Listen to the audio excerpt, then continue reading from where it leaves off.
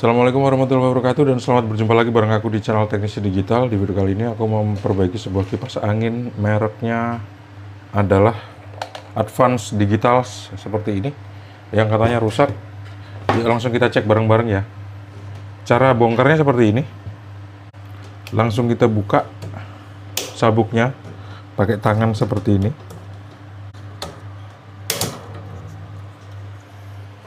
Terus kita tes baling-balingnya. Tuh, baling-balingnya seret. Artinya busingnya rusak. Busingnya minta diganti dengan busing yang baru. Ukuran busingnya berapa, kita harus lihat dulu. Ini kipas angin 18 inci. Jadi busingnya kita harus pakai yang 18 inci. Kita buka dulu drat yang ini.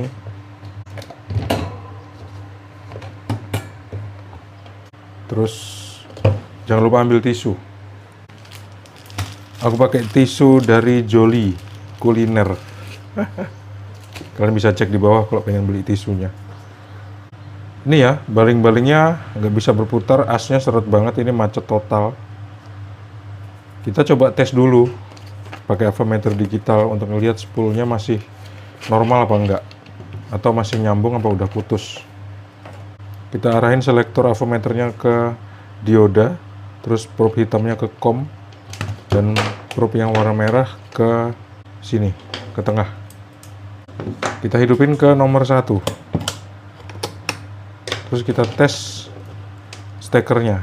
Avometernya ngeluarin angka selain angka 1 apa enggak. Ternyata nggak ngeluarin angka selain angka 1. Kita pindahin ke nomor 2. Kita lihat. Tuh, nggak nyambung. Kita lihat nomor 3. Tuh, nggak nyambung. Ke nomor 0. Harus nggak nyambung.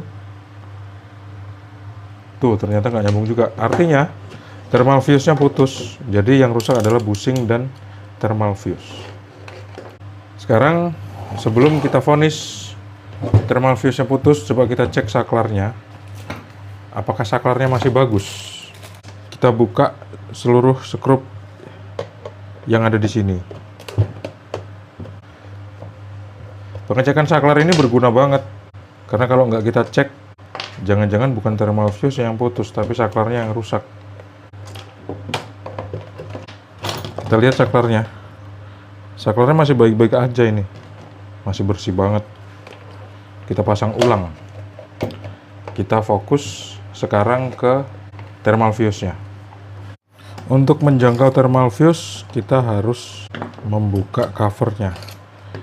Thermal fuse-nya sebetulnya nggak kita bongkar sih. Cuman kita pengen jumper aja.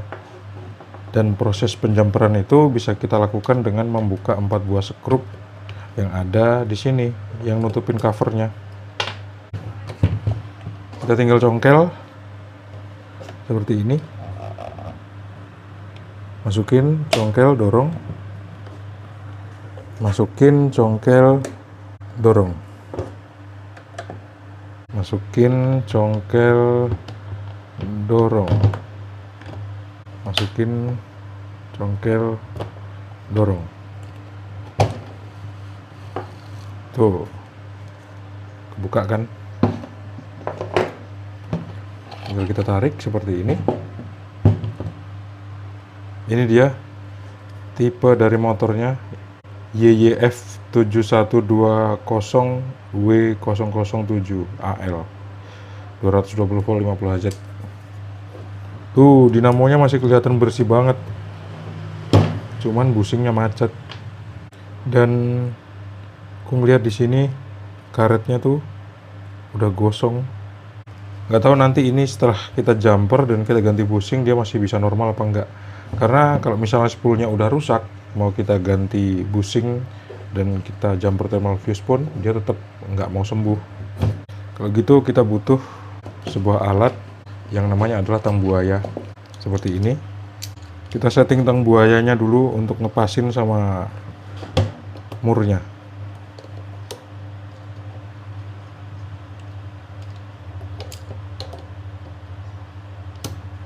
Terus kita puter sebelah kiri seperti ini. Ini berguna banget untuk membuat kepala dari bautnya tuh tetap bagus karena ini gampang dol. Kalau misalnya kita paksa menggunakan obeng, ini udah longgar, tinggal kita puter aja pelan-pelan nanti.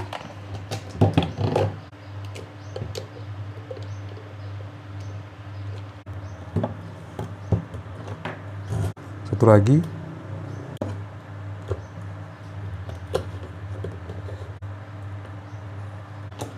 Terus kita putar pelan-pelan ke 4 buah mur baut ini.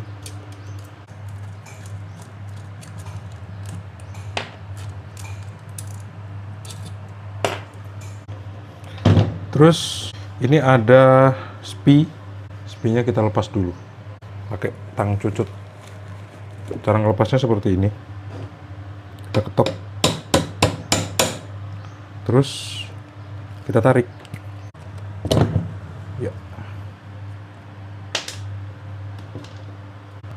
Nah, kayaknya ini nggak bisa dibuka langsung kalau misalnya kita nggak ngelepasin skrup yang ada di sini, yang ada di louver atau motor sinkronus. Ini kita lepas. Nah, habis itu baru deh kita tarik pelan-pelan. Oke, seperti ini. Coba kita lihat dulu kira-kira busing yang mana nih yang rusak. Ternyata busing yang depan yang rusak. Kita butuh cairan pembersih untuk membuka asnya. Jadi aku pakai cairan ini nih, Aeropak Electrical Contact Cleaner, khusus untuk elektronik. Dikocok-kocok dulu sebelum dipakai, terus kita semprotin dulu seperti ini. Kita putar pelan-pelan. Tuh, dia langsung bisa muter ya.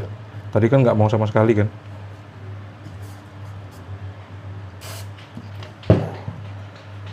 Cairan kotornya langsung hilang tuh, langsung ngalir dia.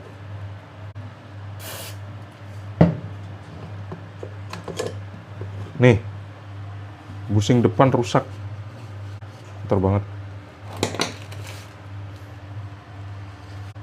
Ini nggak bisa cuman dibersihin pakai kontak cleaner, ini harus pakai thinner. Ini karakter kontak cleanernya, dia kalau dipakai tuh langsung kering gitu. Jadi nggak bisa kalau untuk ngilangin cairan-cairan yang lengket kayak gini.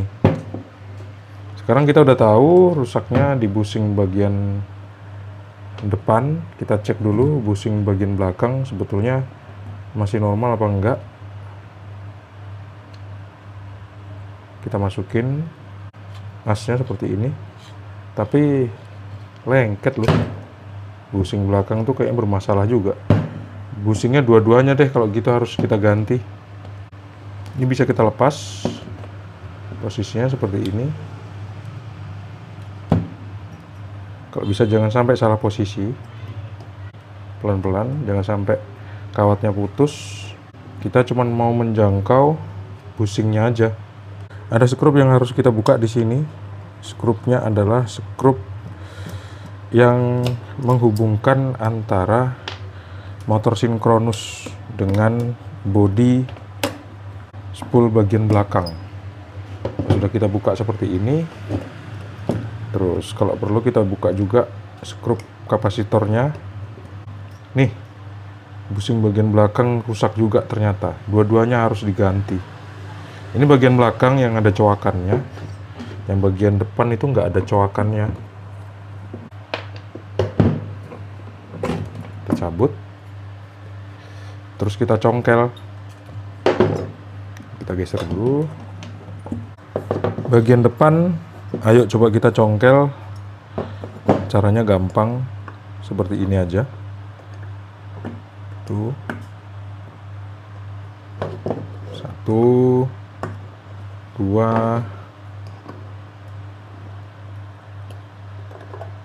Dua aja udah cukup sih sebetulnya.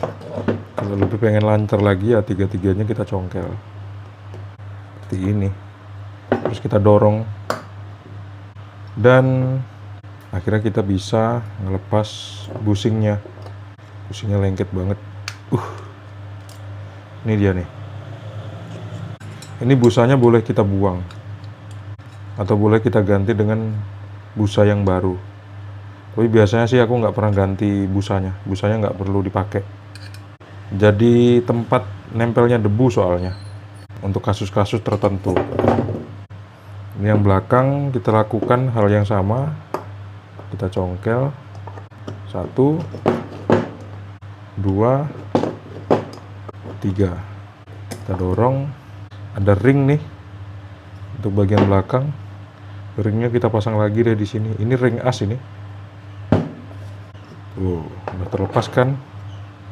Kita congkel sedikit seperti ini biar bisa terlepas. Ini boleh kita bersihin pakai thinner, tapi kalau misalnya kita pengen lebih bersih, kita cuci dulu pakai sabun bagian ininya, bagian penguncinya. Kita juga bisa ngebersihin kunci dari busing ini pakai thinner. Kita pakai thinner khusus, thinner super gloss. Aku masukin ke dalam sebuah botol seperti ini. Kita ambil secukupnya, taruh di sikat gigi, terus kita gosok bagian yang perlu kita bersihkan. Ini berguna untuk ngilangin lengket-lengket itu loh. Karena hari ini nggak banyak panas, akhirnya aku nggak ngebersihin pakai air. Supaya kerjanya lebih cepat, kita harus pakai cairan yang gampang kering. Dan cairan yang gampang kering itu salah satunya adalah thinner super gloss. Nggak bisa pakai thinner yang sembarangan ya. Kalau pakai thinner cat, biasanya malah bikin rusak. Oke, aku rasa ini udah. Lakukan sampai seluruh yang kita curigai bersih. Seperti ini.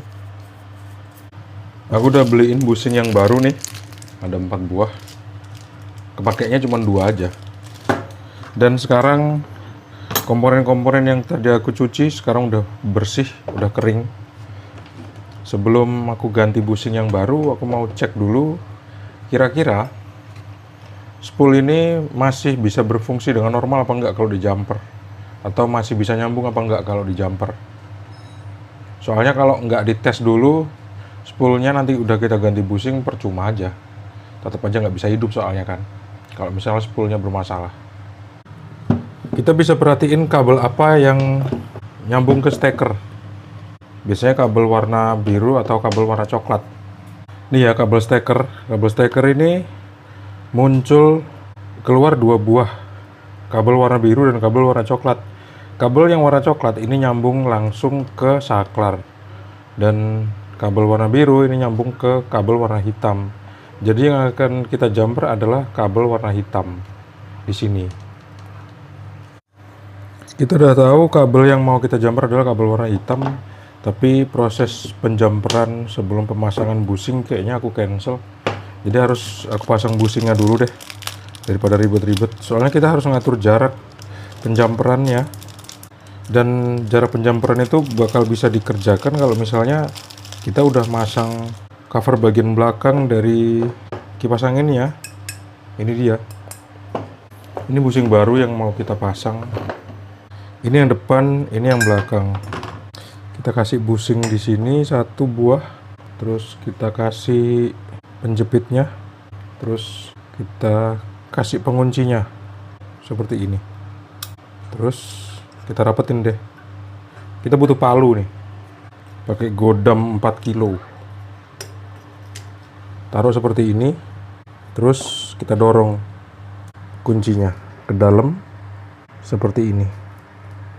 Ini bisa dikerjakan 2 kali aja. Biasanya kalau udah lebih dari 2 kali bakal patah penguncinya. Bagian belakang udah, sekarang tinggal yang bagian depan. Pastikan dia pas banget, nggak miring. Kita pasang penguncinya. Lakukan trik yang sama untuk menguncinya. Seperti ini.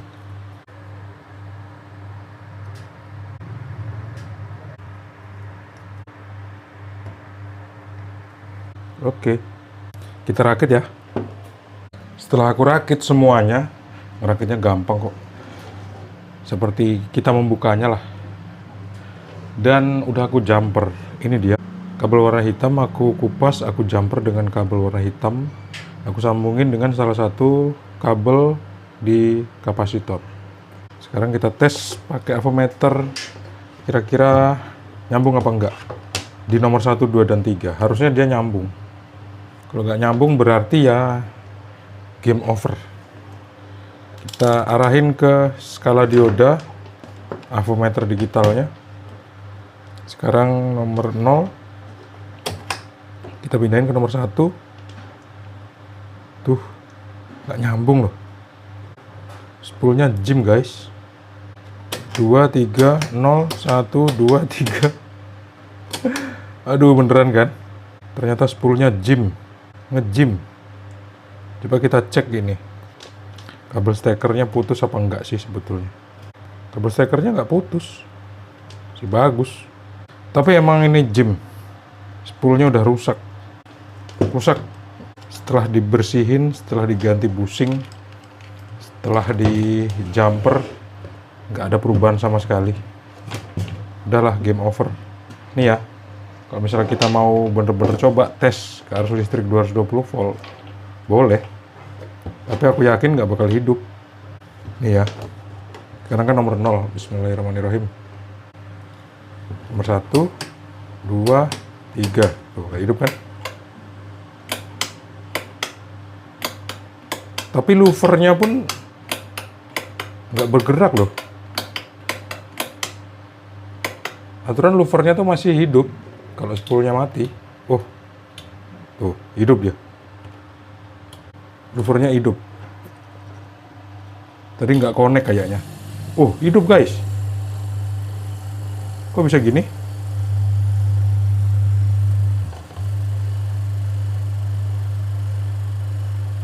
Kok bisa? Aneh. Kipasnya aneh.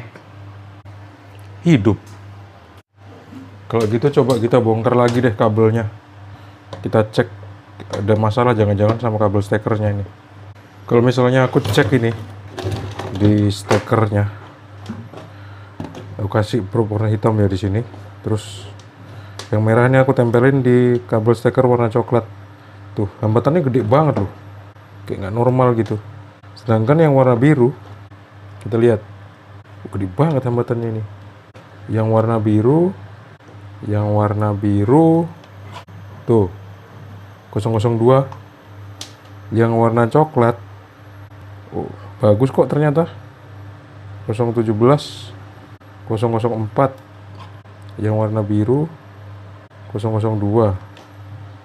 Yang warna coklat, 004, 005, 003. Bagus kok kabel stekernya. Cuman kabel untuk sinkronus ini aja nih yang tinggal 3 helai yang nyambung ke saklarnya. Coba ini kita putusin aja ya. Kita putusin terus kita sambung, kita solder yang bener gitu. Kira-kira bakal ngaruh apa enggak? Karena aku nemuin ada yang aneh banget di sini. Jadi aku mau coba untuk ganti switchnya nih. Ini switchnya aku curigai rusak. Kita ganti langsung lah switchnya ya. Aku udah siapin sebuah switch, ini dia, untuk menggantikan switch yang lama.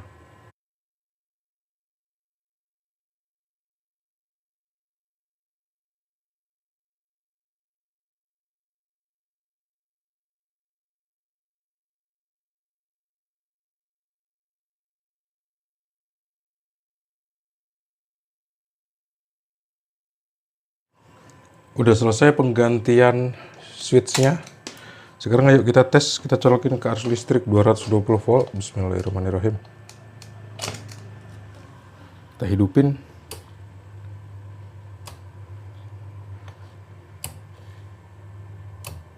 Tetep nggak mau berputar loh. Ini spoolnya rusak ini.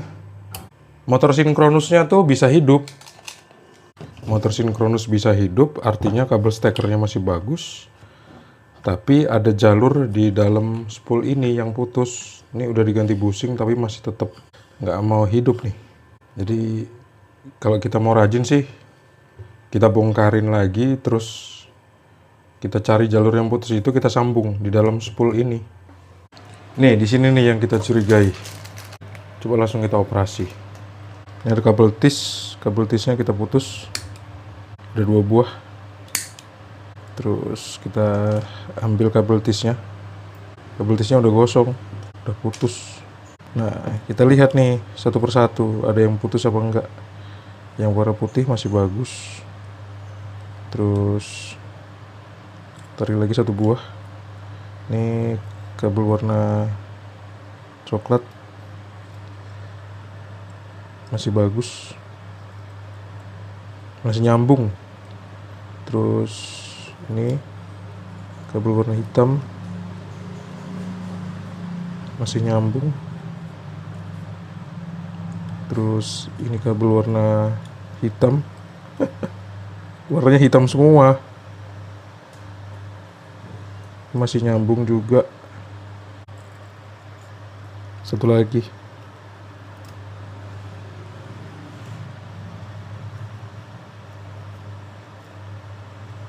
Apakah dia putus? Iya. Ini loh putus. Yang putus nih kabel yang ini nih. Nggak tahu ini warna apa. Ayo kita sambung ya. Tuh, ini bekas solderan ini. Kita kerik dulu. Pakai cutter atau pakai gunting. Supaya bisa disolder. Karena kawat enamel ini dilapisi sama isolator. Kalau nggak kita bersihin, dia nggak bisa disolder. Terus kita lilitkan di sini supaya nempelnya bagus. Kita kasih flux. Udah seperti itu, dikit aja. Terus kita solder. Oke, aku rasa udah nyambung. Terus kita tutup seperti ini dengan selongsong kabel. Ini isolator tahan panas. Kita rapiin lagi di sini. Terus kita ikat pakai kabel tis.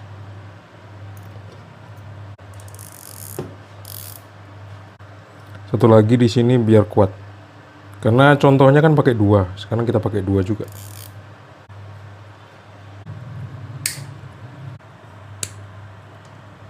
Kita rakit ulang. Terus kita tes. Nah, begitu udah selesai dirakit, ayo kita tes, kita colokin ke arus listrik 220 volt. Kira-kira gimana hasilnya? Apakah mau hidup normal dia? Bismillahirrahmanirrahim. Kita hidupin. Ternyata tetap nggak mau hidup. Meskipun udah disambung. Fix, ini dinamonya harus diganti. Ternyata penggantian busing nggak bisa bikin kipas angin ini sembuh. Kayak gitu ya teman-teman. Semoga video yang singkat ini bermanfaat. Jangan lupa untuk klik like, subscribe, dan membagikan video ini ke teman-teman kalian. Sampai jumpa di video selanjutnya. Assalamualaikum warahmatullahi wabarakatuh. See you and bye-bye. Ganti spool nih. Atau dibuang aja. Karena gimana ya? Ganti spool itu untung-untungan.